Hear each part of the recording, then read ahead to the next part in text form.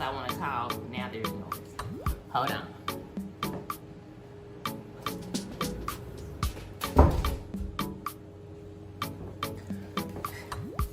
Okay, and I'm back. Hi everybody, PM Kester here, and this week I am going to tell you all about my recent yoga session and how it taught me the importance of screaming. All right, y'all stick around.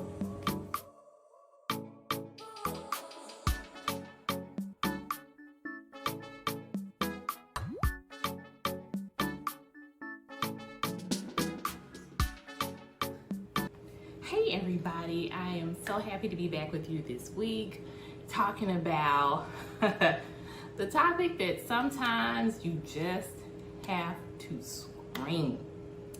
Before we get into anything, I want you to take a moment. If you have been liking the content that has been coming from this YouTube page, subscribe, waves, all that jazz. Please subscribe, help my numbers grow, like, comment. I love talking to people in the comments, so don't be afraid to just say like, hey, I actually didn't like your camera angle here. Have you thought about this? Because, you know, more than likely, I don't know what I'm doing, girl. I'm just doing stuff. Or just tell me your thoughts on taking a break. So I definitely want to hear them. I am going to take, hold on, let me turn the fan off.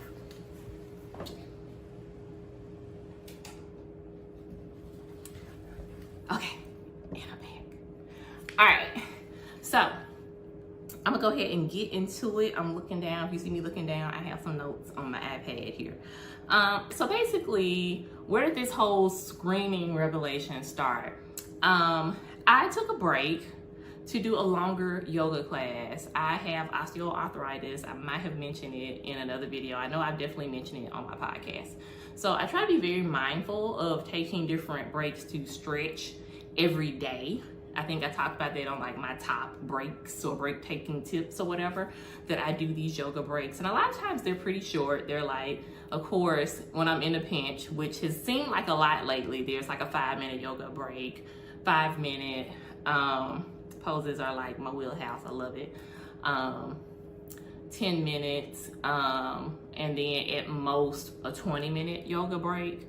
But pre-COVID, I actually used to take 1-hour stretch classes at a dance studio once a month that like saved my life. I never really found any yoga classes that I like taking here in Atlanta in person. I'm still looking for something that resonates with me.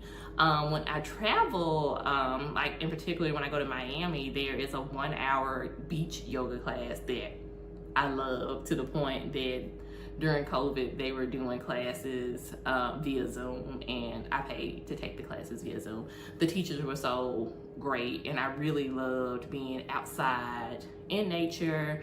You do a sun salutation early in the morning, and then you come up and the sun is literally just raising before you. So I love that. So when I saw that Urban Sprouts had a morning yoga class and it was on a farm and you were gonna be surrounded by like beautiful sunflowers, I was like, sounds like something that I would like to do. And so I jumped up and did it. Not knowing what it was gonna be, but it turned out to be great. The class is by the handle, her name is Sophia. Her IG is Sophia Rising. I'm going to link Urban Sprouts. I'm going to link Sophia Rising's page because I did find out that she teaches this class at the farm, and next week is going to be her last class at the farm. But she teaches like, I think 3 times a week at maybe like the YMCA in that area. So, but all of her information, she says, is at the link on her IG page. So I'm going to share that so you can go check her out. But it was just great. It was great because I felt like my mind and my body were under so much stress. I needed an outlet that was outside of my norm. My normal outlet is walking, sometimes running, but mostly walking. And I just felt like where I was at, to kind of get out of this funk, out of this mess, out of this chaos, I needed this yoga, and it worked out. One thing that I liked that she had us do at the very beginning of our session was to set a intention, a theme for the session. You know, I love me a good intention. And so I closed my eyes like I'm doing now, and I thought about it, and I was like, comfort and joy. That's what I want to get from this session. And I definitely got that. So we went through the poses. Some of the stuff felt like it was going fast. And she said that. She was like, it's gonna feel like it's moving fast because you're going move to move to move. Go at your own pace. Don't get caught up. She was talking to me. Don't get caught up in how it looks. Everything looks different to other people. You know what I'm saying? Like, stop going for perfection. A lot of times when we want perfection, then we just give up and we pack up and like, I'm gonna get my yoga mat, get up out of here. Embarrassing myself. Look at how it feels. How does it feel to you? Because your downward facing dog may not look like somebody else's downward facing dog because you have a metal rod in your back. So look at that. So I like that she was so reassuring at that point. Then we get to the good part, y'all. Woo! The good part at the end. One thing I also love, she asked us to, we got into a circle towards the end after doing like a little brief sound bath, and I love sound bath. I've only done it once. This is my second time, and I love it. I love how she led it, hearing the tones, the breathing in and stuff. So I'm immediately feeling relaxed. But then after that, she asked us to get into a circle. And she said, I want you to roar.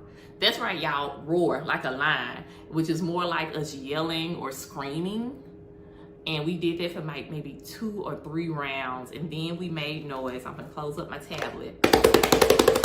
Like this at the end. Like it was this whole cathartic release. Cathartic release. And when I tell you, it felt like so much weight was off of my shoulder by the time we got to the point where we just started making noise with our hands. I did not cry in that moment, but when I got to my car, I really did feel overwhelmed because I felt like so much stuff. This is my year of rebirth, and I always tell people when you set an intention, like mine is rebirth, which is to build back up after decline. Everything will come up to challenge why you set that intention. All right, so you're gonna notice that the lighting is probably different. I had to hop off mid-thought earlier because someone was at my door. But I was talking about how cathartic being able to roar, as Sophia called it. And it was really just screaming out, letting go of all this emotion that was bottled up, and that I believe has been bottled up inside me since the beginning of the year. It's been like a kind of a ticking time bomb waiting to be released, especially as, and I will tell you, when you set an intention for me this year, this is my year of rebirth. So I'm trying to build things up out of decline. And so now I feel like I'm fighting all of these forces to kind of stop that change. And so when you're dealing with it, as there's so much crap going on, which I will definitely talk more about in another video as I recount my year of rebirth, but doing that exercise, the roar exercise at the end of the yoga session, was so cathartic, and it really had me thinking about the power of screaming. So you know me, I love some research, and so I found this from the BBC, and it says, screaming can be cathartic in the moment, helping to express and release emotions. This can especially be the case if those emotions have been repressed. Is that ringing any bells? primal therapy, which is the first recorded context of using screaming as therapy, was used to help people who experience childhood trauma. And so I started thinking about how it was used for childhood trauma and how screaming can be used for all of us that have some type of trauma that we're going through. We think about our day-to-day lives, life after COVID and things like that. So this is definitely something I am thinking about making a weekly break, a weekly scream break. I don't know how my neighbor's gonna take it. Maybe I'll scream into a pillow. I'll document and get out some updates on how I'm doing it. I'm gonna look at some ways, because when I say I got in my car and I felt like a totally different person, it felt like there was so much weight off of me in that moment. I don't want to lose that momentum. I don't want to lose that feeling. I want to continue to go along with my theme, which my theme for this session was comfort and joy. And so I want to make sure that I'm embracing that as I move forward, because, you know, now that I felt it, now that I've known that piece, I can't go back. I can't go back. All right, so this is the point in the video where you let me know your thoughts. Drop a comment. Would you try yoga outside of a studio? Have you done yoga on a farm, on a beach, or anything like that? Would you try doing some type of scream therapy? And would this be something that you would take a break for, especially on a weekly basis? Drop a comment. Let me know. I'm going to end here. It's been great talking to you. Don't forget to subscribe. And until next time, find a little time to take a break. Bye.